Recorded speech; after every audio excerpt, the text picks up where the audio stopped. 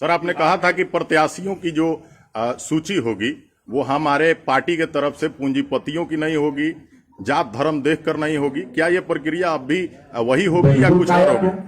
आप बता दीजिए कि कहां पर जन स्वराज का कौन प्रत्याशी घोषित किया गया है जो यहाँ का बहुत बड़ा पूंजीपति है, या जिसके बारे में चर्चा हो कि भाई ये प्रशांत किशोर को जन स्वराज को 5 करोड़ रुपया देके टिकट लाए। सर, चूंकि अभी लिस्ट जारी नहीं हुई है इसलिए एक उम्मीद की जा रही है, क्या वही प्रक्रिया जारी रहेगी? आप उम्मीद कर रहे हैं तो आपका धन्यवाद है कि कम से कम आपको इतनी उम्मीद तो जन स्वराज से है कि जन स्वराज टिकट नहीं बेचेगा। बिहार में लोगों को और कुछ समझ हो न हो, इतना विश्वास तो लोगों को जरूर है कि बिहार में किसी माई के लाल में इतना दम नहीं है कि प्रशांत किशोर का ईमान खरीद ले पैसे के बल पर। इतना बात तो सब लोग जानते हैं। तो भरोसा रखिए, जब टिकट बटेगा उसके बाद अगर कहीं आरोप लगा और आरोप में आपको कोई सच्चाई दिखी कि प्रशांत किशोर छोड़िए, जन स्वराज में भी किसी ने पैसा लेकर किसी को टिकट दिलवा दिया, ये आरोप अगर प्रूफ हो जाए, आप जिस दिन बता दीजिएगा उसी दिन राजनीति छोड़ देंगे। किसी का, फिर से रिपीट कर दे रहा हूं, बिहार में न किसी के पास इतना पैसा है न उसमें दम है कि आकर हमारे ईमान को खरीद सके। और विकास की बात करते हैं जी, तो सर क्या आप अगर सीएम बनेंगे तो जितने भी, किसने कहा कि हम बनेंगे सीएम?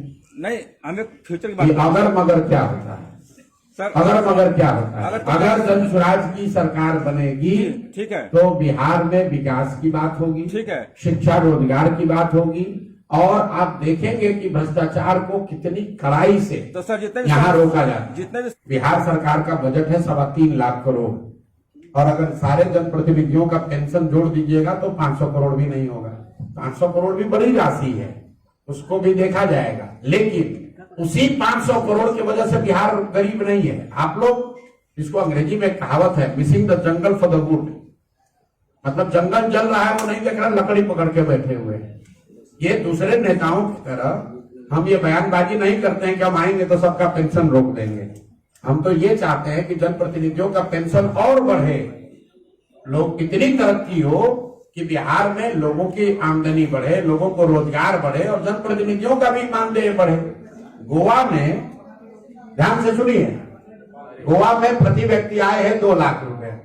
वहां पर एमएलए को सबसे ज्यादा मानदेय मिलता है देश में। बिहार में प्रति व्यक्ति आय है देश में सबसे कम, और यहाँ सबसे कम लोगों को मिलता है मानदेय। यहाँ के वार्ड सदस्य को, यहाँ के मुखिया को, यहाँ के सरपंच को, यहाँ के प्रमुख को जन स्वराज की व्यवस्था बनेगी तो उसको 2 गुना, 3 गुना, 4 गुना ज्यादा पैसा मिलेगा, क्योंकि हम लोग सत्ता और संसाधन के विकेंद्रीकरण के पक्ष में हैं। सिर्फ 4 अफसर बैठ के दिल्ली पटना में सब मलाई मारेगा तो यही दुर्दशा होगी जो आज बिहार की दुर्दशा होगी।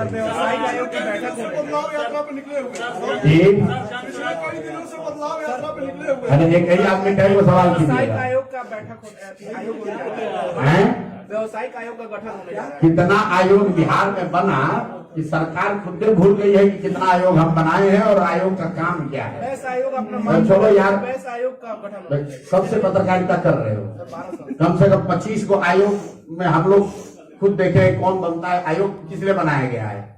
ये राजनीतिक एडजस्टमेंट के लिए किसी को आयोग का बना दिया। 1 लाख आरक्षित कोटे की बात हो रही थी सर, आरक्षित कोटे की बात हम लोगों ने सुनी है राजनीति में, लेकिन आरएसएस कोटे की अब चर्चा हो रही है। सर, क्या कोई आरएसएस कोटा भी होता है? मेरे भाई, मैंने बताया 2 दिन पहले पत्रकारों को कि हम लोग ये सुनते हैं कि नेता दल बदलता है, एक दल से दूसरे दल जाता है, लेकिन कुछ नेताओं ने उसके आगे का गुणागणित लगा लिया है। उसमें है एक अशोक चौधरी, ये सर्वदलीय नेता है। ऐसा मैंने दक्षिण के राज्यों में देखा। आपको बता देता हूं, आप लोग दक्षिण के राजनीति इतना क्लोज से नहीं जानते होंगे।